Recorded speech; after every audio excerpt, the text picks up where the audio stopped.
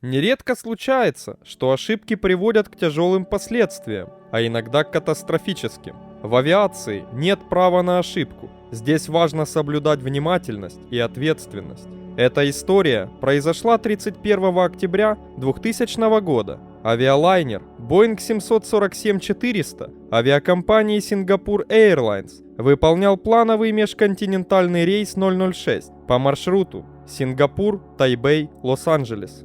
На борту самолета находились 179 человек. Лайнером управлял опытный экипаж. В 22 часа 57 минут экипаж получил разрешение управления воздушным движением Тайбэя на взлет. Система АТИС по запросу выдала информацию, что в работе только полоса 5-я левая.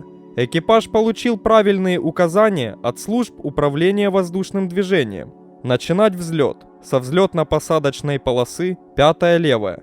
Но командир воздушного судна ошибся при выруливании, повернув слишком рано, и лайнер оказался на закрытой взлетной полосе 5-я правая, не доехав до необходимой полосы 215 метров. Ввиду неблагоприятных погодных условий, так как в это время бушевал тайфун, образовавшийся еще 24 октября, а 31 октября подошедший к Тайбэю, из-за плохой видимости пилоты не смогли разглядеть строительно-ремонтную технику в конце закрытой полосы: 2 эскаватора, 2 виброкатка, 1 небольшой бульдозер и карьерный погрузчик. Также там стояли несколько бетонных ограждений. Службы управления воздушным движением также не сумели вовремя заметить, что самолет выруливал не на ту полосу, поскольку аэропорт Чан Кайши не был оборудован специальными наземными радарами, позволяющими следить за движением самолетов на взлетно-посадочной полосе и рулежных дорожках. Спустя 41 секунду после разрешения на взлет, во время разбега по взлетно-посадочной полосе, рейс 006 на большой скорости врезался в строительно-ремонтную технику, находившуюся в конце взлетно-посадочной полосы 5-я правая. Пилоты в последний момент заметили препятствие, но скорость была слишком велика, шансов избежать столкновения не было. Левое крыло врезалось в кран эскаватора и оторвалось. Также оторвалась носовая стойка шасси. Правое крыло оторвалось после столкновения с карьерным погрузчиком.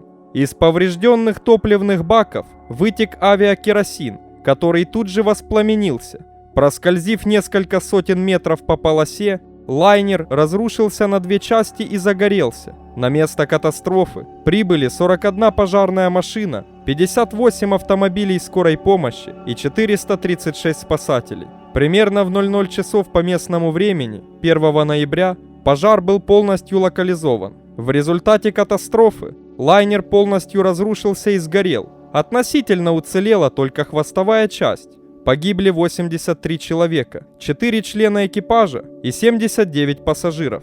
Большая часть погибших находились в центральной части самолета, именно в том месте, где были расположены топливные баки, взорвавшиеся сразу после столкновения лайнера с эскаватором. Выжили 96 человек, 16 членов экипажа, все 3 пилота и 80 пассажиров. Расследованием причин катастрофы рейса 006 занялся Совет по авиационной безопасности. Окончательный отчет расследования был опубликован 13 апреля 2002 года. Согласно отчету, основной причиной катастрофы стали многочисленные ошибки экипажа, которые не проверили номер взлетной полосы, на которую выехал самолет. У экипажа были все необходимые карты, однако они не воспользовались ими, и в результате ошибочно начали взлет с закрытой взлетно-посадочной полосы. Кроме того, командир воздушного судна и второй пилот после выполнения поворота на закрытую полосу 5-я правая не проверили свое местонахождение на электронном мониторе ПФД, которым был оборудован Boeing 747. В итоге грубые ошибки экипажа и сложные метеоусловия привели к катастрофе. По состоянию на 2021 год это единственная катастрофа пассажирского Boeing 747-400.